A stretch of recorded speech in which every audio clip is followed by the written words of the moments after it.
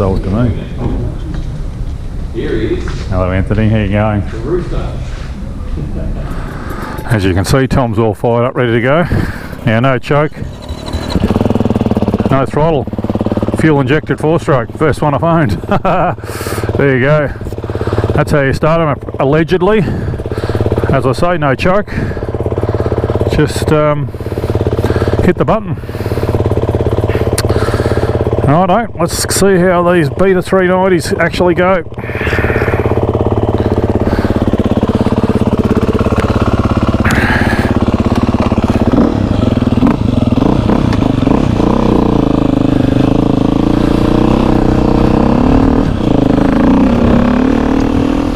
Yeah, g'day guys, Steve from Dirtbike ADV here. This is the new Steed. Just picked it up 2 weeks ago. Been out riding some single trail. Now I'm just going to go ride some 5 trails. Just worked this morning and into the mid-afternoon. As you can see, the sun's getting quite low. But yeah, just going to take this out now on some open trail. As you're aware, I've got a Beta 480. This is actually a Beta 390. This is the longest stroking of the 4-strokes in the Beta range. Had a look at all the different bikes, and certainly coming from a 2-stroke X-Trainer to a 4-stroke, I was certainly looking for something that was pretty torquey.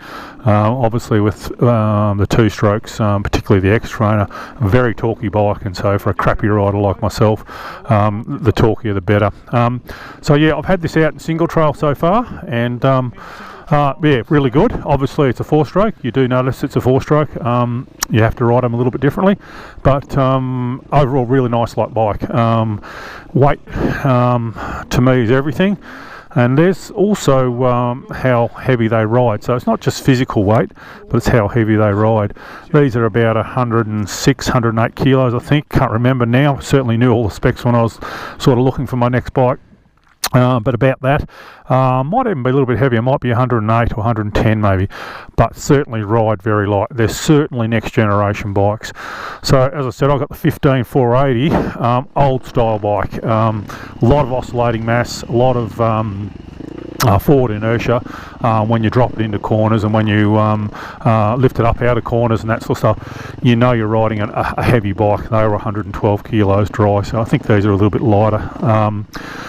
But yeah, a little bit lighter physically, but ride about a third of the weight.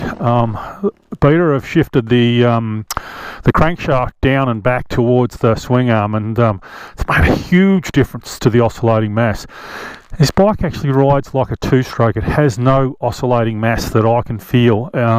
There's nothing that wants to keep you going straight ahead when you come into a corner, or when you go to lift it out of a corner or turn into a corner.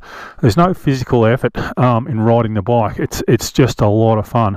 So obviously I rode the single trails first, and yeah, just to test its agility, and it passed with flying colours.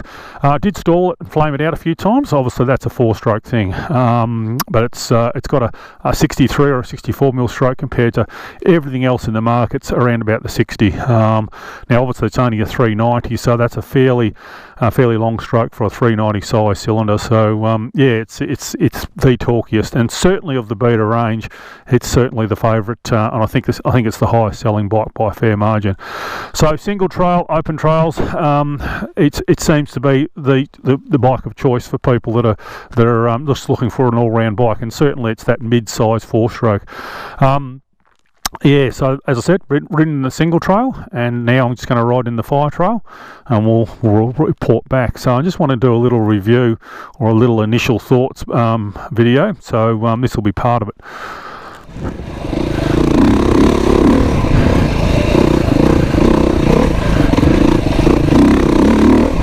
She's certainly got plenty of torque. You don't have to ride it. Oh, got to get used to that back brake. You don't have to ride it, and it's high up in the rev band, that's for sure.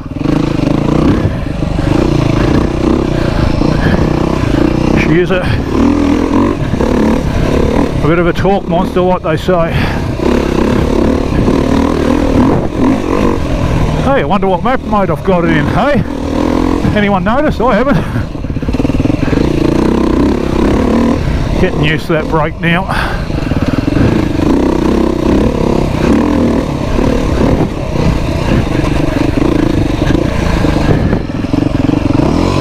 Hey, neutral.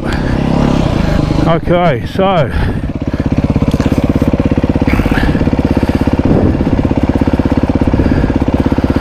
that was in the soft setting.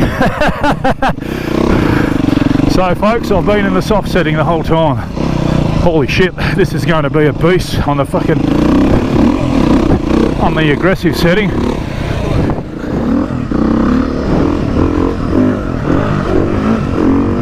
Land's nice. Super agile bike, these.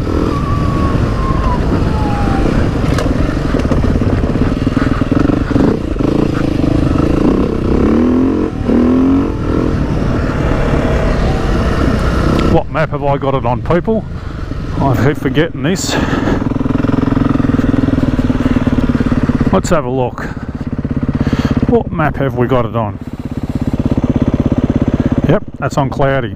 So where I'm at, I'm still running in this end, so I'm just going to run it on the soft map setting, and I'm not supposed to run it over 75% from 3 hours through to 15 hours. So I've done about 3 hours now, so yeah, well, I can run it above 50%.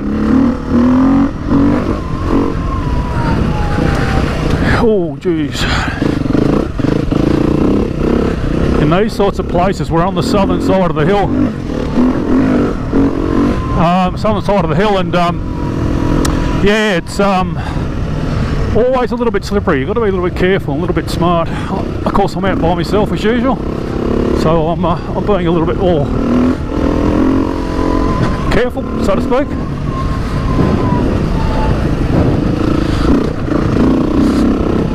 I'm loving the suspension so far. That lands like a butterfly with sore feet, it really does. So just to wrap up, guys, as you can see, I'm really happy with the bike. It's a super agile, super light riding bike. It's a stack of fun. We're going to have a lot of fun together, me and her. So anyway, from now I'll give it its first service. Just drop the oil out of it. It's supposed to do that after 3 or 4 hours. While I'm at it, I'll probably extend the forks in the triple clamps a little bit, just to steer it a little bit slower for an old fella. I'll check the clickers on the suspension and set that to comfort setting. That's what I do again for an old fella. And then just from there, I'll probably just shift the handlebars forward. But other than that, really happy with the bike. So you'll see me out doing a fair few different things on this. Obviously, we'll be riding a lot of single trail, but also I'll be doing the more open stuff and the file trails like here, doing the Dargo rides and those sorts of things.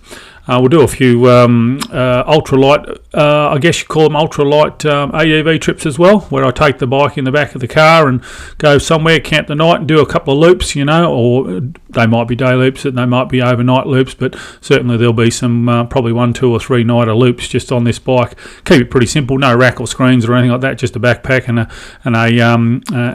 rackless system on the mudguard, so to speak. So yeah, looking forward to getting out on this bike and see what its potential is. So anyway, that's enough waffle from me, guys.